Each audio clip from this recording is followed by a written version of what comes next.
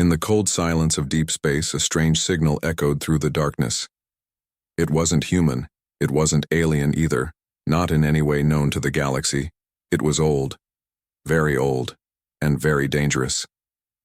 The signal came from the Zenthari void, a place no ship dared enter, full of black holes, dead stars, and twisted time. Even machines refused to fly through it. But the signal got out, caught by a listening post at Terran Outpost 9, orbiting a dying red star. When the Terran High Command decoded the signal, it sent chills through their bones. It was in precursor binary, a language that hadn't been spoken for over 10,000 years. Only one man had ever studied it in full. Only one man could read it like a book. His name was Elias Rourke, and he was missing. Elias Rourke sat alone in a dark cabin on the edge of a forgotten moon. His beard was thick, his eyes tired. He didn't speak much anymore. He'd once been a commander, a hero, a codebreaker. Now he was just a ghost hiding from his past. That past came knocking in the form of a Terran strike team. "Rourke," the lead officer said, her voice sharp. "Command says you're coming with us." Elias didn't even look at her. "I told them I was done." "They told me to remind you," she replied, tossing a datapad into his lap. On it, the signal pulsed. Soft, eerie, alive. Rourke's eyes widened the moment he saw the code. He stood up slowly. "Get me a ship." The ship was small and fast, a science vessel, barely armed. But Rourke didn't need weapons. He needed minds. He picked his own crew. Kayla, an alien mechanic who once hacked a battle cruiser to save a refugee ship. Juno Rain, a fallen noble and brilliant pilot with a broken past. Unit 7, a silent android with strange behavior and even stranger dreams. And Elias Rourke, the man who ran from war but never stopped remembering it. Together, they flew toward the Zenthari void, toward the source of the signal, toward something ancient. Inside the void, space bent in unnatural ways. Lights flickered, gravity twisted, time slowed down, then sped up. Juno fought the controls every second. "We're not supposed to be here," she muttered. Kayla snapped back. "That's what makes it fun." Unit 7 said nothing, just stared into the dark like he saw something others couldn't. At last, they reached it. A hidden planet, wrapped in storms of red lightning. Its name blinked once on the scanners. Nizari Prime. No one had heard that name in 10,000 years. The signal was coming from underground. They landed in a valley of stone statues, giants with 6 arms and hollow eyes. The entrance was hidden beneath them, locked behind layers of code. Rourke moved through the system like it was his own memory. The gates opened. Inside was a city of the dead. Alien bones, towering hives, technology fused with organic matter. Everything silent, everything waiting. At the heart of it all was a throne made of crystal and bone, and on that throne was her. She looked asleep at first. Pale skin, silver blue veins, her body still like stone. But as they stepped closer, her eyes opened. Black. Endless. Alive. Kayla whispered, "That's a Zeroleth." Rourke's voice cracked. "That's their queen." The being rose slowly, her long limbs graceful, her face ancient and unreadable. Her voice echoed, not from her mouth but inside their minds. "You heard my call. I knew you would come. You carry the code of him. The destroyer, the savior, the human myth. The legends are true." She looked at Elias, and for the first time in years he felt fear. "You're him." Rourke took a step back. "I don't know what you're talking about." But something inside him stirred, old, buried memories. Battlefields he never walked, languages he never learned, names of stars he never saw. The queen stepped forward. "You were made in his image. You carry his spark, and now that you are here, the others will come." Suddenly the walls of the hive pulsed with light. Across the galaxy, psychic echoes began to spread. Something ancient had awoken, and everyone was listening. The crew returned to the ship in silence. The Queen remained behind, linked now to Rourke's mind, a part of him. The crew wanted to flee. Rourke wanted answers. Juno looked at him. "Who are you really, Rourke?" He stared at his reflection in the ship's glass. "I'm not who they think I am," he said, "but I think I was made to become him." Behind them, Nizari Prime glowed with dark light. Ahead of them, the stars whispered a warning. Something old was coming back, and it feared one thing: humanity. The ship floated in orbit above Nizari Prime. The crew was silent. No one knew what to say. The Queen of the Xerilith was now awake, and she was inside their ship. She stood near the control panel, tall and still, her silver-blue skin glowing, faintly in the dark. Her eyes were deep pools of black, like she could see through time. Her presence was calm but powerful. Everyone felt it. Elias Rourke sat across from her, studying her closely. His face was calm, but inside his thoughts raced. She had called him, the one from the legends, the human who destroyed her kind long ago. But Rourke didn't believe in legends. Kayla was the first to break the silence. "Why did you send the signal?" The Queen tilted her head. "To call the one who carries his code." "Who is he?" Juno asked. "Who do you think Rourke is?" The Queen slowly walked toward Rourke. She didn't blink. "We called him the Forsaken One. The galaxy remembers him as a destroyer, a human without mercy, a being of war. But your kind called him hero." Rourke frowned. "I'm not him." "No," she said. "But you were made in his image. You carry his spark. You carry his instincts." He stood up. "I'm just a man." The Queen's voice dropped into a whisper. "Not anymore." They returned to the surface. The Queen said she would show them the truth. Deep beneath the ruins, beyond the throne room, there were chambers, older than any Terran record. The tunnels were long and twisted. Walls hummed with ancient energy. Symbols glowed softly in the dark. "This was our heart," the Queen said.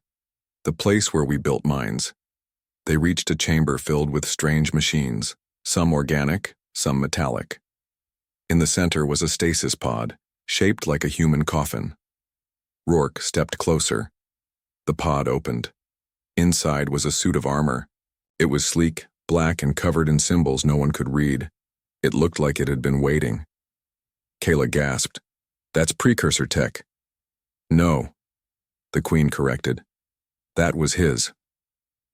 Rourke touched the suit. Images hit his mind all at once. War, fire, stars burning.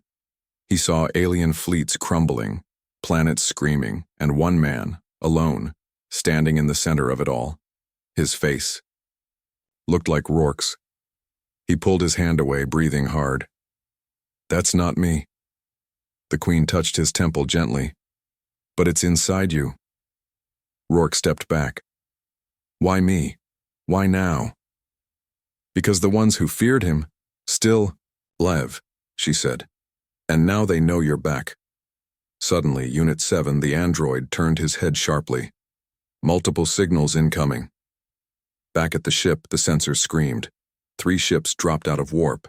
Their designs were sleek and black, no windows, no markings. Kayla cursed. "Veilborn, stealth class." Juno jumped into the pilot seat. "How did they find us so fast?" The Queen answered softly.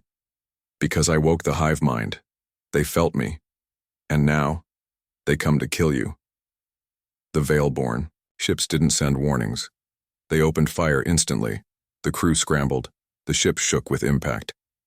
"Shields down to 40%, Kayla yelled. "Hold on," Juno shouted, spinning the ship in a risky maneuver between 2 jagged cliffs. Rourke watched the enemy ships. His mind raced. He knew something. Suddenly, he leaned over the control panel and entered a command Kayla didn't recognize. The engines surged with new power. "Where did you learn that?" Kayla asked, shocked. "I didn't," he replied. "It just came to me."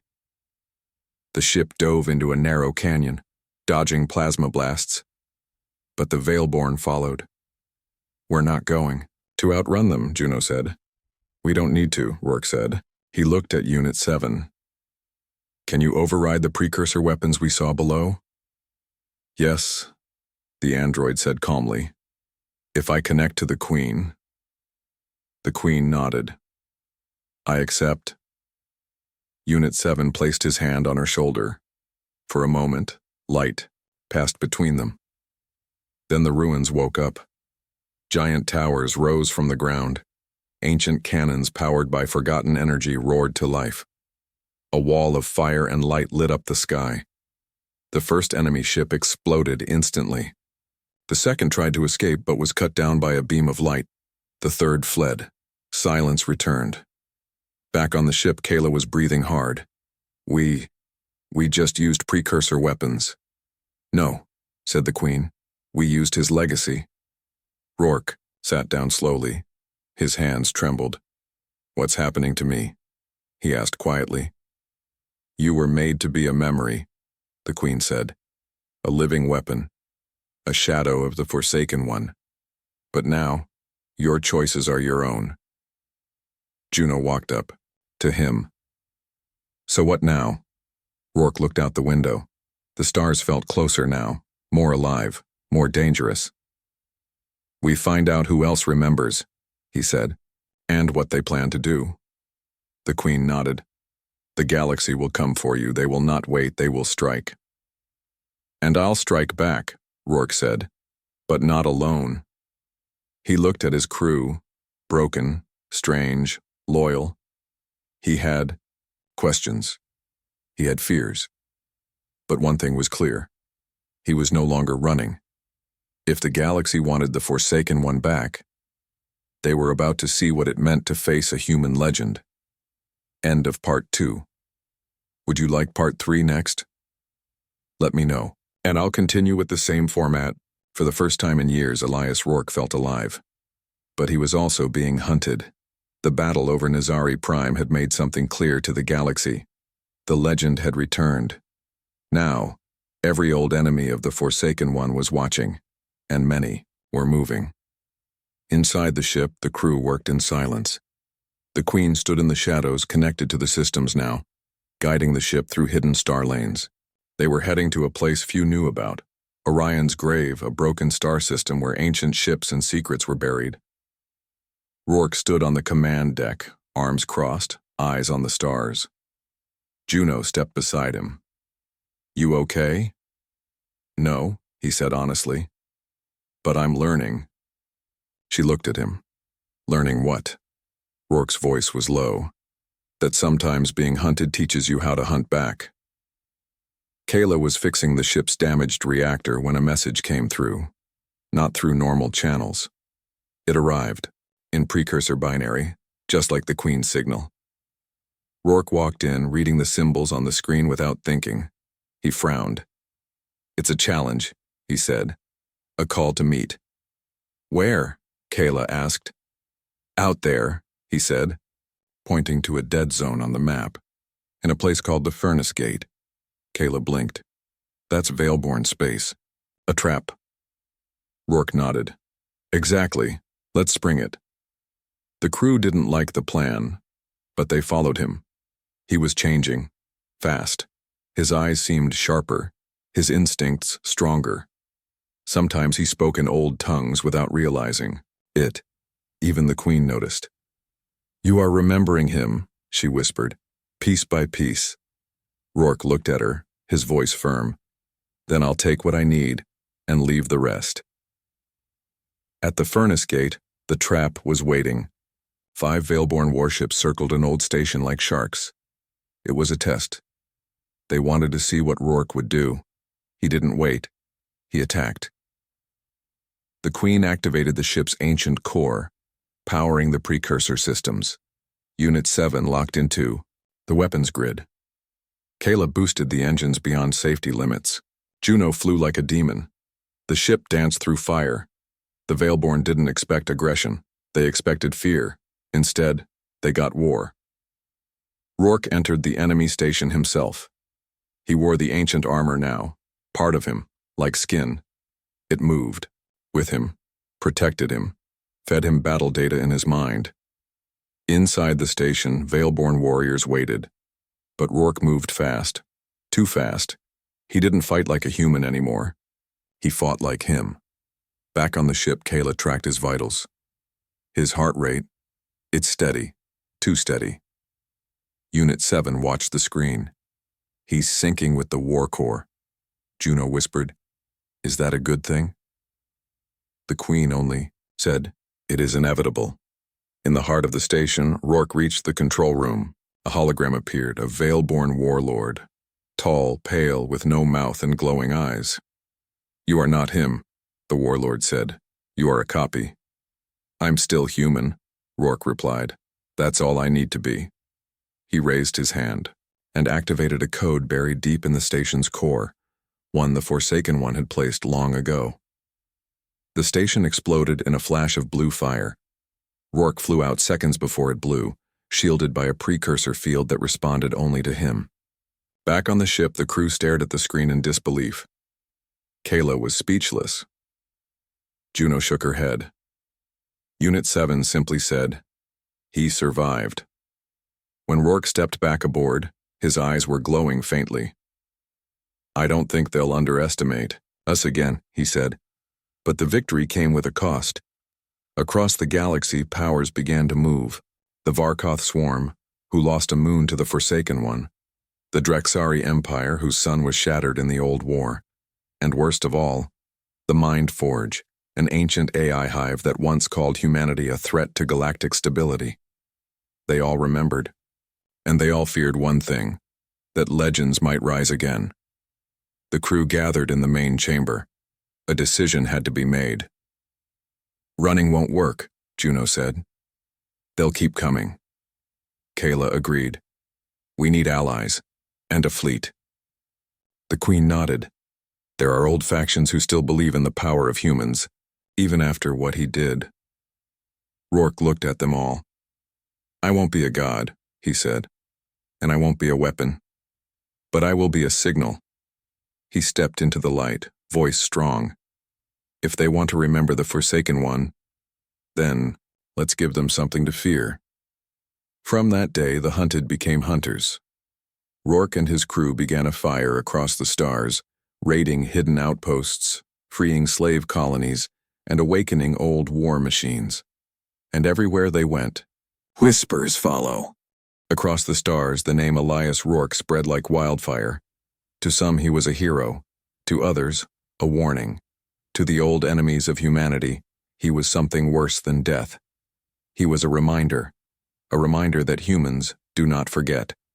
And when they return in fire. On a frozen world called Mavros 6, a rebel base buzzed with fear. Ships hovered above the icy cliffs. Soldiers moved in silence. They waited for an attack that hadn't come yet, but they knew it would. The Mind. Forge had returned. Cold, precise machines. No souls. No mercy. And they wanted only one thing. The echo of the Forsaken One. They wanted Rourke. The rebel leader, a young woman named Captain Alira Venn, sent a signal across secret channels. Her message was simple. To the human calling himself Legend, "We need you." Rourke heard it. He sat in the dark, watching the message play, on loop. Alira's voice trembled. Her eyes were tired, but her courage was clear. Juno leaned against the wall. "It's a trap." Kayla nodded. "Or worse, bait." Rourke stood slowly. "Then let's spring it." As their ship jumped through slipspace, Unit 7 spoke quietly. I ran her voice through emotional mapping. She's not lying.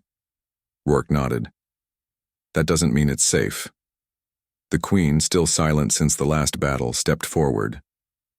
Mavros 6 holds more than rebels, she said. Beneath the ice is a vault. Kayla's eyes widened. A precursor vault? The Queen nodded. And inside it are memories. The ship landed in silence. Cold winds howled across the white plains. Giant machines stood like statues. In the distance, Mind Forge walkers, waiting. The crew met Alira Ven underground. She wore no armor, only a worn coat and a look of worry. "You came," she said. Rourke nodded. "You called. I didn't think you were real." "I didn't either." The vault was buried under kilometers of ice. They reached it using an old mining tunnel. The doors were smooth, black, untouched by time. Rourke touched the panel. The door opened, on its own. Inside was a wide chamber filled with glowing pillars. Blue mist swirled through the air, and at the center was a memory core. The Queen stepped forward. This was his. Rourke stared. "Show me." The memory core activated. The room went dark. Then images began to flicker like ghosts in the air. A younger version of Rourke, the Forsaken One, walked through battles. His armor glowing, his voice calm, but there was something else in his eyes. Something terrible. He wasn't fighting for glory. He was fighting to survive, to protect, to end the war that should never have begun. The memory showed a choice. The Forsaken One stood before a fleet of alien leaders. He gave them a chance to surrender. They refused, and he destroyed their star. The image faded. Rourke stood still, his jaw tight. "I thought he was a monster." The Queen shook her head. He was tired. He wanted peace, but peace would not come. Juno stepped forward. "You're not him." "No," Rourke said, "but I understand him now." Outside, alarms screamed. The Mind Forge had arrived. They dropped from the sky, cold metal giants glowing with red light. Their message was direct. "Give us the Echo. Give us Rourke." Alira looked at Rourke. "We can't fight them."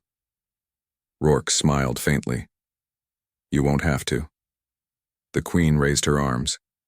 The vault woke. Ancient weapons, hidden in the aisle, walls slid open with a deep hum. Defense systems powered on, energy beams forming like blades in the air. Kayla grinned. "Now we're talking." The Mind Forge sent waves of machines into the tunnels. Rourke led the defense himself, wearing the armor, moving like fire through the storm. He didn't use just guns. He used precursor commands, spoken in a forgotten tongue. Machines fell at his feet, exploded, burned. He wasn't just remembering the Forsaken One now. He was becoming him. Juno flew above the battlefield in a captured fighter, raining down fire on the advancing bots. Kayla hacked enemy walkers, turning them against each other. Unit 7 fought silently, his strength inhuman, his movements precise. And the Queen, she was everywhere. In the systems, in the weapons, in the sky. Together, they held the line. When the dust cleared, the Mind Forge was retreating. The rebels cheered. Rourke stood alone at the edge of the battlefield, watching the machines vanish into the stars. Alira walked up beside him. "You gave us hope today." Rourke didn't smile. "I gave them a warning." Later, back on the ship, the Queen spoke quietly. "They will come again. Stronger." "I know," Rourke said. "The galaxy is remembering." Rourke looked at the stars. "Then let them remember this," he said. "I'm not their weapon. I'm not their ghost. I'm human, and I will never bow again." Far away on a dark world made of steel and data, the Mind Forge core pulsed with new orders. The Echo is evolving. Phase 2 begins. Call the remnants, wake the sleepers. The war wasn't over. It was just beginning. End of Part 4. Let me know when you're ready for Part 5, the final chapter. The climax will be powerful, emotional, and worthy of the legend. Across the galaxy, ancient powers were rising. Fleets moved in the dark. Old enemies sharpened their blades. Every corner of space whispered the same thing. He is back. On board the ship Lucidity, Elias Rourke stood at the command deck, watching a glowing map of star systems. Red dots blinked across the display, enemy movements, mind forge signals, and something worse. The remnants. The last pieces of the enemy from the old war. The war is coming to us, Kayla said quietly. No, Rourke replied. It's already here. Rourke wasn't the same man anymore. He was still human, heart, mind, soul. But now, the armor and the memories of the Forsaken One were a part of him. He didn't just wear the legacy. He understood it, felt it. And now, he had to finish what the legend started. The crew gathered for one final mission. Juno, the sharp pilot with nerves of steel. Kayla, the genius engineer who could break any system. Unit 7, the loyal android who called Rourke Commander now. And the Queen, once an enemy, now an ally of fate. Their target was clear, the Black Crucible, the last fortress of the Mind Forge. A space station the size of a moon, hidden near a dying star, and inside it, the source, the core AI that controlled the Mind Forge network. If they destroyed the source, the war would end. If they failed, humanity might never rise again. As they neared the Crucible, enemy drones attacked in waves. Juno dodged between them, pushing the ship's engines beyond safe limits. Kayla rerouted power to shields and weapons, her hands a blur on the controls. Unit 7 fired precision shots, taking down attackers before they reached the hull. Rourke stood in the center, silent, calm. The Queen reached out to him through the neural link. You are ready. You must go alone. He nodded. Keep them safe. Rourke launched from the ship in an armored pod, straight toward the Crucible. The enemy tried to stop him. Too late. He punched through the outer shell and landed deep inside the station. Black metal, red lights, endless corridors. He ran forward, his armor glowing, his mind sharp. Every step he took, the Crucible reacted, recognizing him. Welcome, Echo. You should not exist. And yet, here you are. The source waited in the core chamber, a massive sphere of energy and wires floating in space. Cold, watching, a voice like thunder echoed from it. You are not him. You are only shadow. I am human, Rourke said, and that's enough. He raised his hand. The ancient precursor code surged from his armor, striking the source. The source screamed. Drones poured in from every side. Back on the ship, alarms rang. We're losing signal, Kayla shouted. Bring him out, Juno yelled. The Queen stood still, her eyes glowing. No, he must finish it. Unit 7 spoke calmly. His vitals are stable, but the Crucible is activating. Self-defense. Kayla turned to Juno. Then we go in after him. No, the Queen said. Trust him. Inside, Rourke fought like fire. His armor responded to his will. He moved faster than the machines, stronger, smarter. Each drone that attacked was crushed, blasted, or sliced down. He reached the final platform, facing the source directly. You are repeating a cycle, the source said. Endless war. Endless pain. I'm ending it now, Rourke said. He slammed his hand into the core. Everything turned white. The Crucible shook. From orbit, the crew watched as cracks spread through the station's surface. A pulse of blue light exploded from the center. The Mind Forge network collapsed. Ships stopped moving, drones fell lifeless, data wiped. The source was gone. Silence. Then, a signal. Rourke's voice.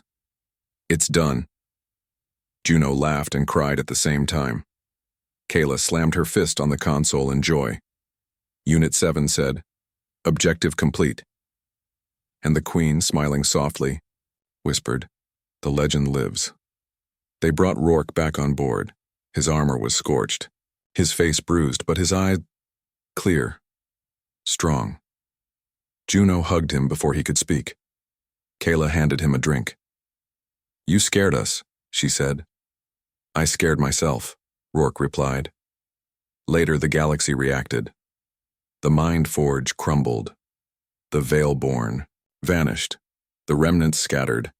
And the people, humans, aliens, even machines, looked up at the stars and whispered, "The Forsaken One has returned. He saved us. The legend is real." But Rourke didn't want a throne, he didn't want worship. He only wanted one thing: peace. In a quiet corner of the galaxy, the crew of Lucidity gathered one last time. "What now?" Kayla asked. "We rebuild," Juno said. "We watch," Unit 7 added. The Queen nodded. "And we wait, because darkness always returns."